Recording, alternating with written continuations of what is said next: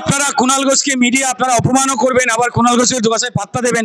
একটা লাইনে আসুন, আপনারা কুণাল ঘোষের থেকে তো দুঃখী দেখতে পাওয়া যাচ্ছে। যে কুণাল ঘোষ বলেছিল যে মমতা বন্দ্যোপাধ্যায়কে জেলে পুরুন, আবার বলেছে মমতা বন্দ্যোপাধ্যায় রামকৃষ্ণ বলে রামকৃষ্ণদেবকে অপমান, হিন্দু ধর্মকে অপমান, মমতা বন্দ্যোপাধ্যায়কে অপমান, সর্বোপরি নিজেকে অপমান, এবং এই কথা শুনে ওনার পরিবারের লোককে অপমানিত হতে হয়েছে রাস্তায়। আপনারা কোন পক্ষে? তৃণমূলের কোনো কাজ নেই, খুন চুরি জোচ্চুরি ডাকাতি করবার পর কোনো কাজ নেই, দেখতে পাচ্ছেন না? টিচার মেরে ব্রাত্য বসুর হাতে কাজ চলে গেছে বলে চারদিকে অভিনয় করতে বেরিয়েছেন। মানুষ অভিনয় কখন করে? একজন রাজনেতা কাজ না থাকলে। কুণাল ঘোষের কাজ আছে, অভিনয় করতে বেরিয়েছেন। তৃণমূলের এক নেত্রী, তিনি কুণাল ঘোষকে কার একটা বাচ্চা বললেন। কুণাল ঘোষের দেখলাম বিরাট সময় আছে, তিনি যে ডাক্তারবাবুর বাচ্চা সেইটার ব্যাখ্যা দেবার। তো কি বলবো ওনার ব্যাপারে? উনি ওনার নিজেরই মান সম্মান নিয়ে সন্দেহে রয়েছেন, এইসব কথার উত্তর দিতে হয়। পড়াশোনা করে ডাক্তার ইঞ্জিনিয়ার হতে পারবে না, চাকরি পাবে না মুসলমান সমাজ, অর্থনৈতিকভাবে উঠে আসবে না।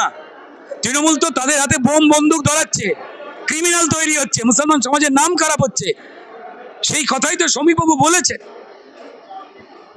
এবং আর একদিকে আমাদের লড়াকু বিরোধী দলনেতা তিনি বলছেন হিন্দুদের একত্রিত হতে। হিন্দুদের একত্রিত হওয়ার সঙ্গে মুসলমান সম্প্রদায় বা অন্যান্য সম্প্রদায়কে তো অসম্মান করা জড়িয়ে নেই। আপনি পোশাক পরুন মানে কি অন্যকে নগ্ন থাকতে বলছি?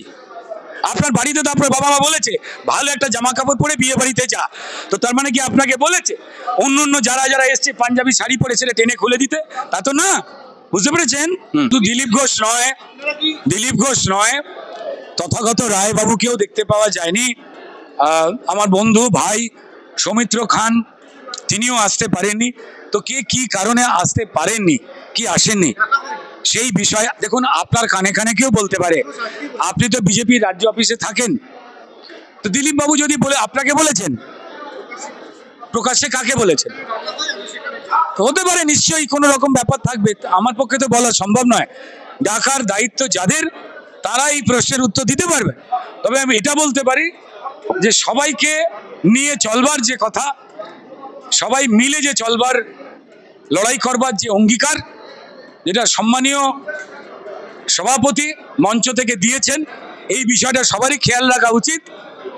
10 রকমের প্রোগ্রাম থাকে, অনেকে বিভিন্ন জায়গায় জেলায় জেলায় কাজ করছেন। সম্মানীয় নেতা দিলীপ ঘোষ তিনি বাড়িতে বসে নেই, কিন্তু তিনি প্রত্যেকটা মুহূর্তে নিজের মতো করে ভারতীয় জনতা পার্টির হয়ে তিনি কাজ করে যাচ্ছেন।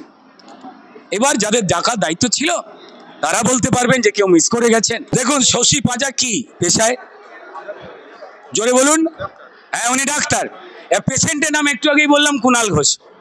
যে দলে ডাক্তার আর পেশেন্টের মধ্যেই সম্পর্ক নেই, দুজনেই তো কর্মহীন, তো ফলত এই ধরনের বিভ্রান্তিমূলক দিকে নজর দেবেই।